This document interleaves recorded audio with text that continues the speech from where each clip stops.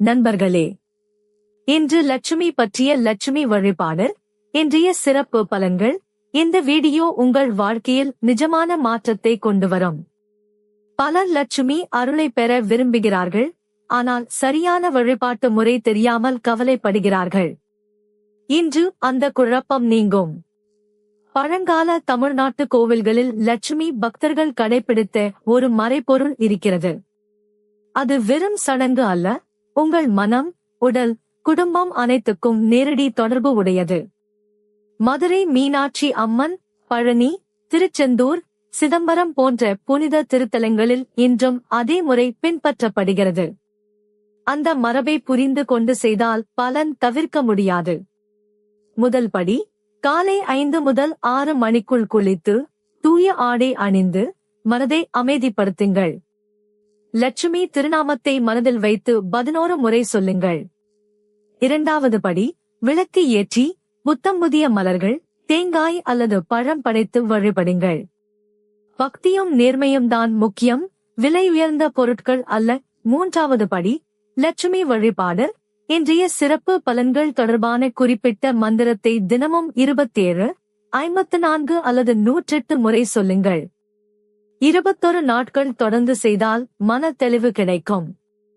நான்காவது படி, வெள்ளிக்கிழமை அல்லது சிறப்பு நாட்களில் உபவாசம் விருப்பமானது, ஆனால் சாத்வீக உணவு, பொய்யற்ற வார்த்தைகள், கோபமின்மை ஆகியவை மிக முக்கியம்.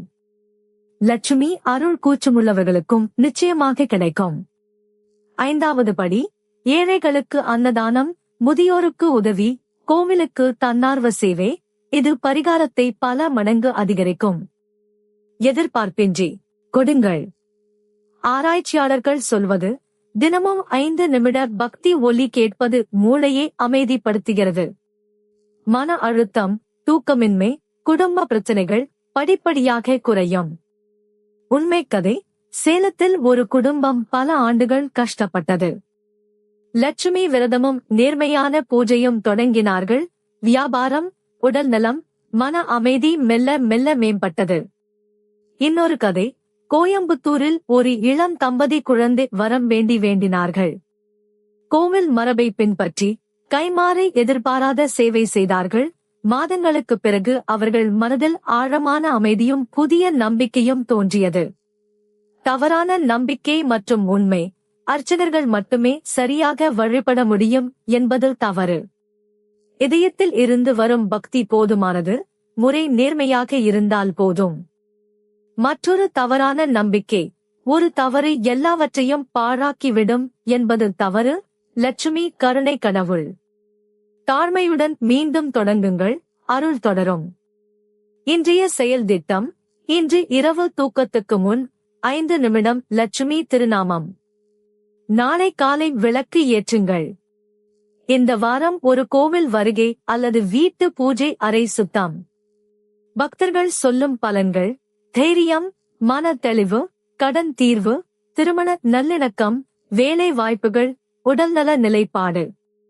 நேரம் ஒவ்வொருவருக்கும் மாறுபடும், பொறுமையுடன் நம்பிக்கை வையுங்கள். தடைகளுக்கான பரிகாரம்: சனிக்கிழமை எண்ணெய் விளக்கு ஏற்றுங்கள். அம்மன் அல்லது முருகன் கோவிலில் கருப்பு வஸ்திரம் படையுங்கள்.